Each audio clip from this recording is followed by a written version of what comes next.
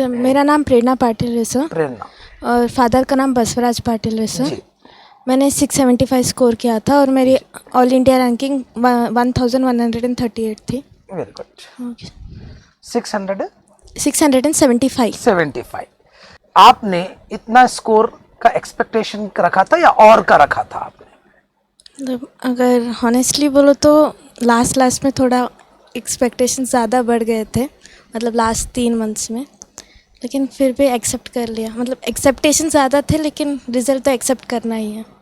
अच्छा, 675 मार्क्स आपका स्कोर आया, तो आपको क्या लगता है कि किधर आपको मार्क्स मिलना चाहिए था? जैसा कि नदीम सर ने बताया था कि कुछ आया है, एरर आया था एनटीए की तरफ से, आपको कहाँ पे लगता है?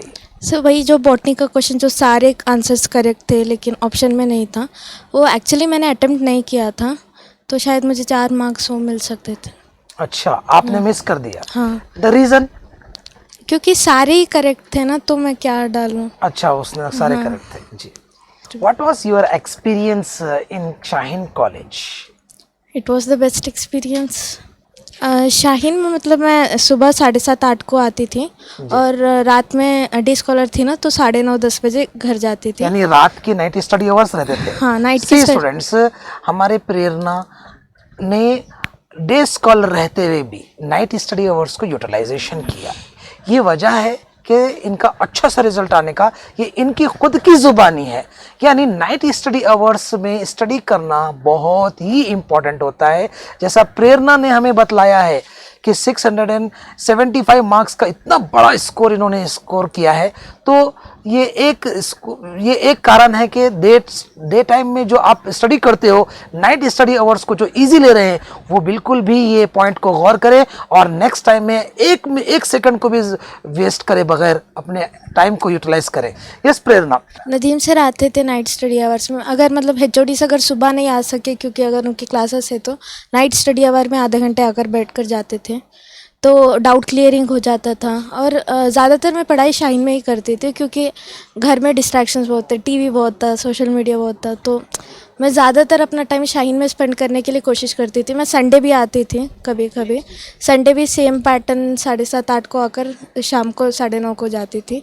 तो ज़्यादातर मैं शाहीन में रहने की कोशिश करती थी कि मेरी स्टडी यहीं हो जाए, क्योंकि घर में तो पढ़ लेती थी क्योंकि, लेकिन एफिशिएंसी नहीं होती थी। क्योंकि एफिशिएंसी मतलब शाहीन में मैं 1 घंटे में जितना टॉपिक कवर कर लेती थी, घर में उतना नहीं हो सकता था, क्योंकि शाहीन में ऐसे सेट सबको पढ़ना ही होता है, स्टडी अवर होता था, लेकिन घर में सब दूसरे लोग दूसरे काम कर रहे हैं। अच्छा। तो टीवी भी सामने होता था, फ़ोन सामने होता था, तो उतना वो पूरा ध्यान नहीं होता था पढ़ाई में घर में। मेरे ज़्यादा केमिस्ट्री में मिले। केमिस्ट्री में मेरे 168 है, फिजिक्स के 166 है और बायो के 341 है। 341 है ऐसा। अच्छा, जब स्टडी करते थे आपको कौन सा सब्जेक्ट आपको डिफिकल्ट लगा?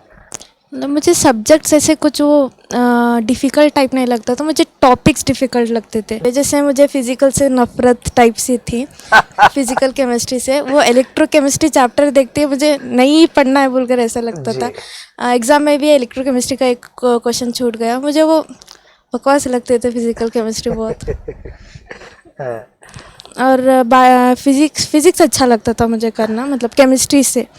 केमिस्ट्री में ऑर्गेनिक अच्छा लगता था, लेकिन इनऑर्गेनिक और फिजिकल से कंपेयर करें तो फिजिक्स अच्छा लगता था। अच्छा। और बायो में कर लेती थी, बायो में उतना कुछ डिफ़िकल्टी नहीं थी मेरे। बस याद रखना होता था, और कॉन्सेप्चुअल चैप्टर्स तो मैंने पढ़ लिए थे, सिर्फ लास्ट में मैंने सिर्फ याद किया, क्योंकि कॉन्सेप्चुअल चैप्टर्स तो मैंने पहले ही पढ़ लिए थे। तो जी जी जी। जैसे लास्ट में इकोलॉजी होती है, उसमें बहुत सारे एग्जाम्पल्स होते हैं, और लास्ट में वो इन्वायरमेंटल पोल्यूशन वाले डेट्स तो बहुत होते हैं उस चैप्टर में।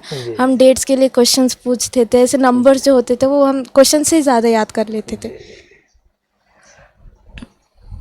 तो फिर ये जब आपको सबसे डिफिकल्ट पार्ट कहाँ दिखता था प्रिपरेशन एग्ज़ाम से पहले, जब वीकली एग्ज़ाम होता है संडे के अंदर, तो आपको कहाँ पे ज़्यादा इन पूरे वीक में प्रिपरेशन वक्त में कहाँ पे आपको ऐसा लगता था कि हाँ यार मुझे डर लग रहा है या कुछ होता है?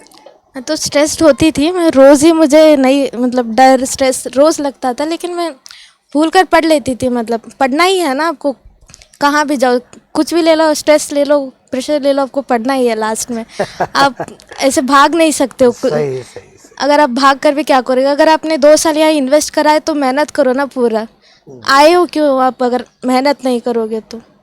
सही बात है, बिल्कुल बेहतरीन बात बोला प्रेरणा ने। इतनी ज़बरदस्त बात बोला है स्टूडेंट्स कि आपको सिर्फ चंद दिन है ये लाइफ के, एक बार अपने आप को मोल्ड कर लीजिए, ठान लीजिए, पढ़िए और आगे बढ़िए, फिर लाइफ आपके लिए पूरी खुली है। आप आए ही किस लिए हो, कितना अच्छा आपने बतलाया कि आए ही किस लिए हो आप शाइन को, तो आपका मकसद जो है उसके ऊपर टारगेट करेंगे। स्टडी आवर्स में जब होते थे तो फ्रेंड्स का क्या रोल रहा आपके?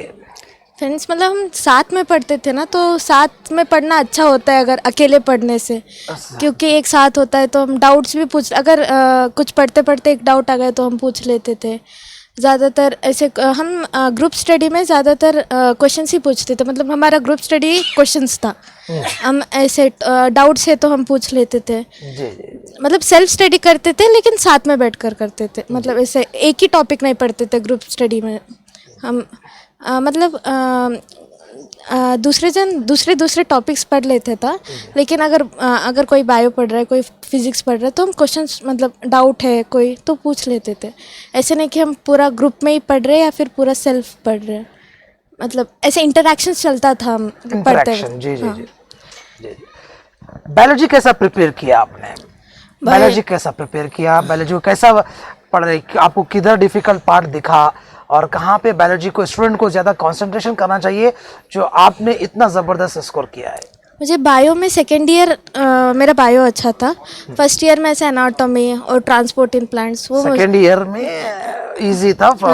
बॉटनी में वो फर्स्ट ईयर का एनाटॉमी था। एनाटॉमी जी। और मुझे ट्रांसपोर्ट इन प्लांट्स मैंने कभी भी ऐसे शायद सीरियसली नहीं लिया, इसलिए मुझे लास्ट में वो हार्ड पड़ा। अच्छा। क्योंकि ट्रांसपोर्ट इन प्लांट्स तो इजी चैप्टर से पढ़ लेंगे ऐसे बोलकर मैंने लास्ट में पढ़ लिया।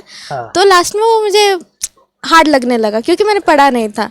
तो वही आपको जो हार्ड लगता है वो हार्ड इसलिए लगता है क्योंकि आपने वो पढ़ा नहीं है। जी जी जी। हार्ड इजी कुछ भी नहीं होता है, आपके पढ़ने में डिपेंड करता है। आप कितना पढ़ोगे आपको उतना इजी लगेगा। बिल्कुल सही। वो इजी चैप्टर था लेकिन मैंने पढ़ा नहीं था, इसलिए मुझे वो हार्ड लगता था। Transport in plant. हाँ। Don't take easy too easy and don't take hard too hard. Easy को इजी लेने से प्रॉब्लम होगा और हार्ड को हार्ड लेने से प्रॉब्लम होगा।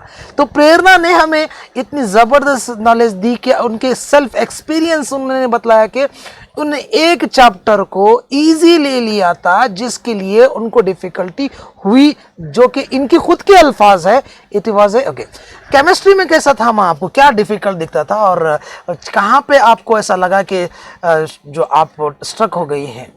फिजिकली वो स्टक हो जाती थी। इससे पहले बताया था अभी। हाँ। फर्स्ट ईयर फिजिकल आसानी से हो जाता था। सेकेंड ईयर फिजिकल के जो 5 चैप्टर्स है, सॉलिड स्टेट, सॉल्यूशंस अच्छा था मेरा। इलेक्ट्रोकेमिस्ट्री और सरफेस केमिस्ट्री मेरा अच्छा नहीं था। ऑर्गेनिक तो मुझे बहुत अच्छा लगता, मज़ा भी आता था ऑर्गेनिक के लिए। और इनऑर्गेनिक तो रट्टा भरना है, आप कितना बार पढ़ोगे आपको वो लास्ट में मतलब पढ़ लोगे लेकिन लास्ट में फिर भूल जाओगे, आपको फिर पढ़ना है, फिर भूल जाओगे, फिर पढ़ना है। तो इनऑर्गेनिक के लिए आप रोज़ रिवाइज करना पड़ेगा। जी जी जी। अच्छा प्रेरणा, अब हमें ये बताइए कि अब हमारे पास जो है सोना, जब स्टडीज़ करते हैं केमिस्ट्री के लिए, तो स्टूडेंट्स को भी आप जो है क्या सजेस्ट करेंगे कि केमिस्ट्री कैसा पढ़े? आपने कैसा पढ़ा और कैसा पढ़ना चाहिए? आपको जो इजी लग गया केमिस्ट्री वो बताएं। मेरा ऑर्गेनिक तो पहले से ही अच्छा था। इनऑर्गेनिक के लिए मैं रोज कैसा प्रैक्टिस किया आपने? ऑर्गेनिक नोट्स बहुत इंपॉर्टेंट है। ऑर्गेनिक के लिए नोट्स और एनसीईआरटी मेरी सेकेंड ईयर ऑर्गेनिक की पूरी अच्छी से हो गई थी। फर्स्ट ईयर ऑर्गेनिक की बहुत लंबी है एनसीईआरटी फर्स्ट ईयर ऑर्गेनिक की। तो लास्ट में जो एक ऑर्गेनिक में फर्स्ट ईयर में एक टॉपिक होता है जो एलिमेंटल एनालिसिस, जिसमें आपको बहुत नंबर्स याद रखने पड़ते हैं। एक परसेंटेज, कार्बन का परसेंटेज, हाइड्रोजन का परसेंटेज, वो एक्चुअली उतना क्वेश्चंस नहीं आते उसमें, लेकिन एक क्वेश्चन आ जाता है नीट में। मतलब उस सब लेसन के इससे ज़्यादा दूसरे टॉपिक के क्वेश्चन आते हैं, लेकिन ये एक क्वेश्चन तो एलिमेंटल एनालिसिस का पक्का होता है। तो मैंने एलिमेंटल एनालिसिस फर्स्ट में नहीं पढ़ा, मतलब लास्ट में पढ़ लूँगी, लास्ट 2 दिन में। तो वो ऐसे ऐसे पाइलअप होते गए मेरा एलिमेंटल एनालिसिस। तो लास्ट में मैं जब जा रही थी ऑन द वे ही पढ़ लिया मैंने एलिमेंटल एनालिसिस, क्योंकि वो नंबर्स याद रखने होते हैं ना। तो मेरे सिर्फ जो जितना मैं 4-5 घंटे के लिए याद रख सकूँ, मैंने ऐसे पढ़ लिया एलिमेंटल एनालिसिस, क्योंकि उसमें सिर्फ नंबर्स याद रखने होते हैं आपको फर्स्ट ईयर ऑर्गेनिक। अब हम इनसे जानकारी करते हैं कि फिजिक्स इन्होंने इसको इतना इजी कर लिया था, और इन्होंने खुद कहा कि मुझे फिजिक्स करना बहुत अच्छा लगता था। जो फिजिक्स आपको इजी लगा, कैसा प्रिपेयर करते थे आप फिजिक्स को? सिंपल सी बात है, सबको पता है, पहले क्लास ध्यान से देखो, क्योंकि आपको टॉपिक ही नहीं मिलेगा तो आप क्वेश्चंस कैसे कर लोगे। क्लास का हर एक पॉइंट ध्यान से दो, आपको समझो पहले फिजिक्स को, क्या है ये, क्यों है, किस लिए आप ये क्यों हो रहा है, वो समझो आप टॉपिक। अगर टॉपिक समझकर नोट्स पढ़ना, आज ही नोट्स पढ़ना, लेकिन सबसे इम्पोर्टेंट है आप टॉपिक समझो। आप टॉपिक समझकर नोट्स, और टॉपिक समझने के बाद आप जितना क्वेश्चंस कर सकते थे उतना करो। मतलब क्वेश्चंस ऐसे इतने ही लिमिटेड चल जाएगा, इतने कर लूँगी, तो ऐसा मत करो। आपको जितना क्वेश्चंस मिले उतना करो फिजिक्स के।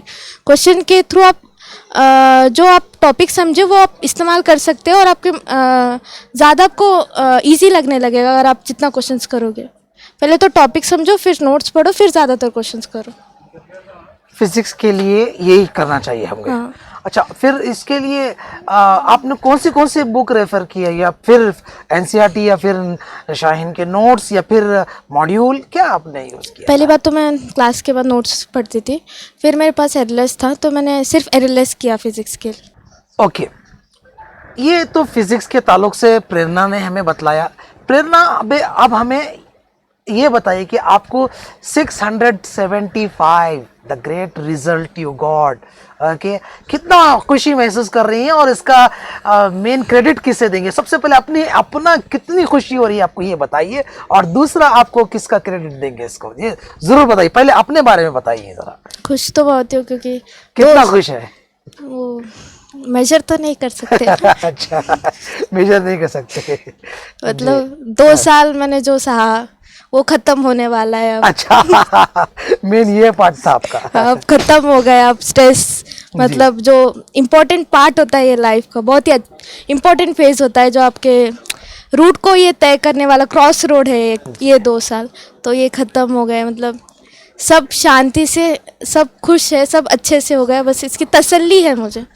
प्रेरणा, आप नेक्स्ट स्टेप आप किधर जाएंगे, किधर है, किस कॉलेज में आपको, जैसा कि एम्स में अगर मिल जाए कहीं पे भी, तो आपका क्या रहेगा, आप जाना चाह रहे हैं? हाँ, जाना चाहूँगी, मतलब जो बेस्ट मिलेगा मेरे रैंकिंग के अकॉर्डिंग मैं उधर जाना चाहूँगी। Very good, my suggestion also like this. Okay Prerna, के अभी आपके जो है सो ना, आपके जूनियर्स के लिए आप क्या सजेस्ट करोगे? आप सजेस्ट कि पढ़ते रहो। बसवण्णा ने कहा है कि काय कवे कैलासा, मतलब work is worship. Work is worship. तो आप जितना काम करोगे आपको उतना ही मिलेगा, मतलब जितनी मेहनत करोगे उतने मार्क्स मिलेंगे। उसमें कोई ऐसे ज़्यादातर कमाल की बात नहीं है। मतलब जैसे आप जितना मेहनत करोगे, जितना पढ़ोगे, जितना काम रहोगे, जितने आपको मेंटली स्ट्रांग रहोगे। तो मैंने सबसे ज़्यादा, मैं मेंटली स्ट्रांग नहीं थी 11th में, मैं रो देती थी बहुत, मैं रो तोड़ू थी 11th में बहुत। तो 12th में मतलब मैंने मेंटली स्ट्रांग होना सीखा कि मार्क्स कम आते आने दो, नेक्स्ट टाइम आ जाएंगे। मार्क्स ज़्यादा होते ज़्यादा खुश मत लो, आपको फिर भी पढ़ना है। तो वो स्ट्रांग रखो, स्ट्रेंथ रखो आप मेंटली, कि आप कर लोगे, आपसे हो पाएगा। आप हो इसलिए क्योंकि आपको करना है। फिजिक्स को जनरली ये टफ समझते हैं, थोड़े से स्टूडेंट्स, तो उनके लिए क्या सजेस्ट करोगे आप, कैसा स्टडी करें, और या फिर उनके लिए कैसा होना चाहिए प्लान? आप वीक टॉपिक्स को ज़्यादा पढ़ो। मतलब मैं ऐसा करती थी कि लाइक 12-13 आवर्स तो पढ़ लेती थी, तो 12-13 आवर्स में आप पूरा आपका मन नहीं करेगा 12-13 आवर्स, पूरे 12-13 आवर्स पढ़ने में। जब आपका मूड बहुत अच्छा हो तो आप जो हार्ड टॉपिक होता है तब पढ़ लो। जब आपका मूड नहीं पढ़ने का हो, थोड़ा रिलैक्स करने का जब वो मन करता है ना, तब आप अपना फेवरेट टॉपिक पढ़ लो, क्योंकि मतलब आपको अच्छा लगेगा। अगर आपको मन नहीं है लेकिन आप फेवरेट टॉपिक पढ़ रहे हो ना, तो उतनी ज़्यादा डिफ़िकल्टी नहीं होगी। तो अगर जब आप थके हुए और जब थकान में आप अपना हार्ड टॉपिक पढ़ रहे हो तो आपको और मन नहीं करेगा। जब थकान हो तो आप अपना फेवरेट टॉपिक पढ़ लो, ताकि आपका टाइम भी यूटिलाइज हुए और सारी टॉपिक्स कवर हो जाए। अभी आप शाहीन कॉलेज के बारे में बताएं कि यहाँ पे कैसा होता है हमारे स्टूडेंट्स को क्योंकि बहुत सारे स्टूडेंट जो है सुना है जूनियर हैं आपके पास, उनके बारे में बताएं। तो इधर तो first of all best faculty है। जी सारे टॉपिक्स के, सारे सब्जेक्ट्स के जो बेस्ट होता है ना, जो बेस्ट टीचिंग होती है वो इधर मिल सकती है। डिस्ट्रैक्शन फ्री इन्वायरमेंट है, आपको कोई मतलब दूसरे करने की मन नहीं करेगा इधर, क्योंकि सब पढ़ते होते हैं तो उनको देखकर भी आपको पढ़ने का दिल जी करता जी है। जी तो टाइम यूटिलाइजेशन, मोटिवेशन, डिसिप्लिन होता है इधर के इस कॉलेज में, जो आपको अगर घर में बैठोगे तो नहीं मिलेगा। क्योंकि वेरी गुड ह्यूमन नेचर है, आपको जो काम आपको थकाता नहीं है वो काम करने के लिए आप प्रोत्साहन होगे। जो आपको मन नहीं करता, जो आपको थकाते हैं वो काम कभी भी नहीं करोगे आप। सही सही तो शाहीन में जो दूसरा काम होता है ना वो नहीं होता है, सिर्फ आपको एक ही काम करना होता है। आप थके हो या फिर बिना थके हो, आपको वही काम करना है तो वही कर लोगे आप। जी जी जी। अच्छा, आप इतने से सिंपल से हैं और इतने से ये है कि आपको लगता था कि मैं डॉक्टर बनूंगी, या फिर शाहीन ने ही ये प्रूव किया है कि आपको डॉक्टर बन गए हैं बोल के, या फिर आपको पहले से ही एम था मुझे इसका? पहले से मतलब बचपन से, जैसे जो भी छोटे बच्चों को पूछते हैं ना कि आप कितना क्या बनोगे, क्या बनोगे डॉक्टर बन? तो मैं डॉक्टर है। सब बचपन से ही था कि मैं बचपन का सपना, बोल सकते हो कि आप डॉक्टर बन। अच्छा हाँ। तो शाहीन ने मेरा वे पेव किया, वो जो मतलब मुझे रास्ता दिखाया कि आप इस ऐसे चलो तो आपको नीट मिल जाएगी। 100%, वेरी गुड, नाइस। सो प्रेरणा ने कहा कि बेहतरीन रिजल्ट हमारे पास आया है, तो प्रेरणा की सबसे पहले बचपन से भी एम थी और इन्होंने यहाँ आके शाहीन में बहुत सारी चीज़ें सीखी, जिसकी वजह से आज ये ग्रेट रिजल्ट इनके सामने है। तो thank you Prerna, thank you very much इस प्रोग्राम में ज्वाइन होने के लिए, और एक बार आपको दिली मुबारकबाद और congratulation heartily and great success and best of luck for the future. Thank you very much.